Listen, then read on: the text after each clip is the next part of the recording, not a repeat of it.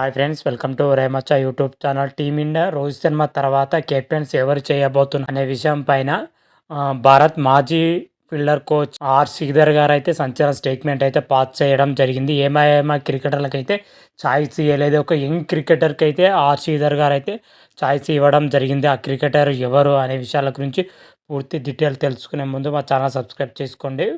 పక్కన ఉన్న bell icon మాత్రం అయితే క్లిక్ చేసి పెట్టుకోండి. ఫర్దర్గా మేము వీడియోలో అప్లోడ్ చేసిన మీకు నోటిఫికేషన్ వస్తుంది. ప్రజెంట్గా టీమిండియా కెప్టెన్గా వచ్చేసరికి రోహిత్ శర్మ అయితే వ్యవహరించడం జరిగింది.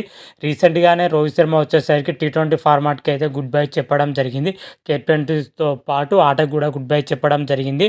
అయితే మిగతా 2 ఫార్మాట్లకు వచ్చేసరికి టెస్ట్ ODI కెప్టెన్గా అయితే రోహిత్ శర్మ ప్రజెంట్ అయితే కొనసాగుతూనే ఉన్నాడు. రోహిత్ శర్మ వచ్చేసరికి ఇంకా 1 year 2 years వరకు కొనసాగించే అవకాశం అయితే కనిపిస్తుంది.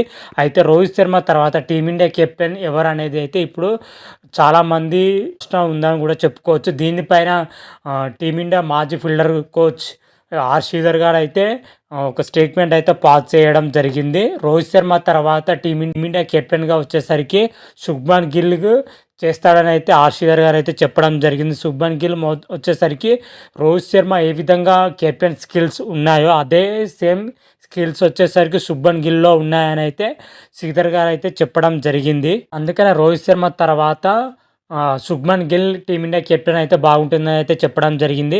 ఆ ఏమాఎంఏలో KL రాహుల్ కానీ, రిషబ్ పంత్ కానీ, హార్దిక్ పాండ్యా వంటి ఏమాఎంఏ క్రికెటర్లు వాళ్ళు మాత్రమైతే కెప్టెన్సీకి పరిగణలోకి శ్రీధర్ గారు అయితే తీసుకోకపోవడం ఇప్పుడు చర్చనీయంగా మారిందని కూడా చెప్పుకోవచ్చు. అదేవిధంగా శుభ్మన్ గిల్ ఎంపిక చేయడం కూడా చర్చనీయంగానే మారిందని చెప్పుకోవచ్చు.